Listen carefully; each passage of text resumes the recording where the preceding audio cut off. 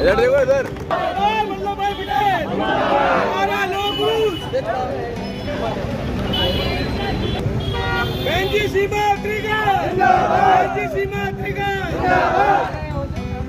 तिरंगा यात्रा निकाली जा रही है बड़कल विधानसभा क्षेत्र में, कहां से कहां तक निकाली जा रही है? हम आज पटेल जी को नमन करते हुए, जिन्होंने सारी रियासतें देश की जोड़ी और भारत को भारत बनाने में पटेल जी का बहुत बड़ा हाथ है। इनको, इस स्टैचू को भी स्टैचू ऑफ यूनिटी कहा जाता है और इसलिए 15 अगस्त को जितने लोग शहीद हुए और जिनकी वजह से भारत एक हुआ, आज हम उनको नमन करके यहाँ से तिरंगा यात्रा निकालते हैं। कितने स्कूलों के बच्चे जो है इसमें शामिल हुए? इसमें क्योंकि हमने हर विभाग को साथ लिया और इसके साथ साथ जनता तो हमेशा साथ रहती है, तो हमने प्रयास किया है कि हमारे बच्चे आए और हम बड़कल झील पर आज लगभग 1800 पेड़ हम लगाएंगे और हम चाहते हैं कि हर बच्चे के हाथ से एक पेड़ तो लगना चाहिए।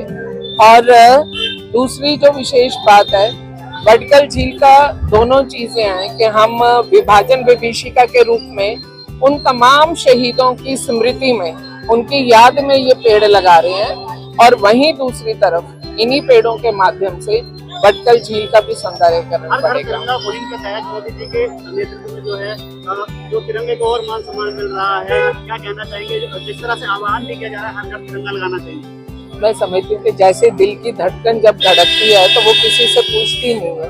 हम गिनती नहीं गिनते, अभी हम बात कर रहे हैं, तिरंगा हमारी दिल की धड़कन और ऐसे ही धड़कता रहे, ऐसे ही लहराता रहे।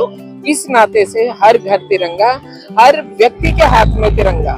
2 दिन पहले दीपेंद्र सिंह हुड्डा बड़कल विधानसभा क्षेत्र में पहुंचे थे, तो उन्होंने कहा था कि सबसे ज्यादा तो वोटों से इस बार कांग्रेस बड़कल विधानसभा क्षेत्र का हरियाणा में आएगी। उन्होंने कहा कि बड़कल विधानसभा क्षेत्र में सबसे ज्यादा वोट कांग्रेस से जीतेगी। मैं तो एक बात जानती हूँ, मैं कोई भविष्य देखने वाली भविष्य वक्ता नहीं हूँ। मुझे ये मालूम है कि हमारी मालिक जनता है और जनता जानती है कि जो 10 साल इनके थे, प्रॉपर्टी डीलर और बिल्डर कैसे पैरों तले रौंदा गया। इन 10 सालों में किसी पे कोई गुंडा टैक्स नहीं लगा। मैं ये जानती हूँ कि पिछले 10 सालों में मनोहर जी के और नायब सिंह सैनी के 10 सालों में बस अड्डे की सूरत बदली है, इनके हाथ से नहीं बदली गई। मैं ये जानती हूँ कि मनोहर और नायब सैनी राज में बड़कल विधानसभा को फरीदाबाद का जनता मॉल मिला, पब्लिक मॉल मिला, लेकिन कोई निजी मॉल इनकी सरकार में जो बनाए गए वैसा मॉल नहीं मिला। मैं ये जानती हूँ कि बड़कल विधानसभा में कम से कम 8 स्कूलों की बिल्डिंग नहीं बनने जा रही है, जिसमें से कि हम 2 बना चुके हैं, 6 अभी माननीय मुख्यमंत्री जी शिलान्यास करने वाले हैं।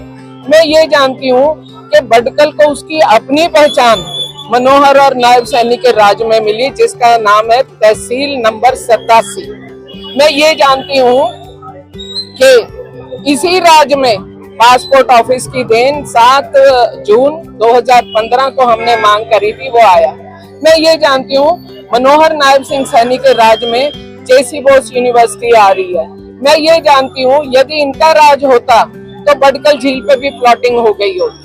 इसलिए मैं दावे के साथ कह सकती हूँ कि मनोहर मोदी जी और नायब सिंह सैनी जी के राज में बड़कल झील जनता को शीघ्र समर्पित हो ही चुकी है। हिसाब बीजेपी को नहीं देंगे, ऐसा दीपेंद्र हुड्डा कहते हैं हम बीजेपी को कोई हिसाब नहीं देंगे। हिसाब तो वो देता है जिसने खाका तैयार किया हो। इनके हिसाब पे ही तो 2014 में पब्लिक ने हिसाब साफ कर दिया था। रोजगार की बात करें तो जो है मनोहर और सैनी सरकार में इसकी ट्रांसपेरेंसी की बात करें हरियाणा में कितनी रही है? मैं ये बात कह सकती हूँ बड़े दावे के साथ, अभी 15-20 दिन पहले माननीय मुख्यमंत्री जी ने 7,500 से अधिक टीचर 48 से 72 घंटे के अंदर सीधा उनको नियुक्ति पत्र दे करके रोजगार पकड़ाया और वो उनकी काबिलियत पर है। किसी का सरकार का एहसान नहीं है। सरकार की सिर्फ इतनी सी बात है, खर्ची और पर्ची को रोक लगाने वाली नायब सिंह सैनी सरकार जो मनोहर नीतियों पर तेजी से काम कर रही है। ये वही सरकार है जिसने अभी माननीय मुख्यमंत्री नायब सिंह सैनी जी ने 1,20,000 कर्मचारी को पक्का किया है। इन्होंने क्या काम किया था? 4 लाख नकली बच्चे 4 लाख नकली बच्चों का वजीफा, 4 लाख नकली बच्चों का मिड डे मील, 4 लाख नकली बच्चों की किताबें, 4 लाख नकली बच्चों के लिए नकली टीचर रिश्तेदार के रूप में भर्ती किए। आज हम गर्व से कहते हैं नायब सिंह सैनी सरकार के अंदर जनप्रतिनिधियों का कोई रिश्तेदार नौकरी में भर्ती नहीं हुआ है। जितने लोग भर्ती हुए हैं वो जनता के हैं और अपनी काबिलियत पर हुए।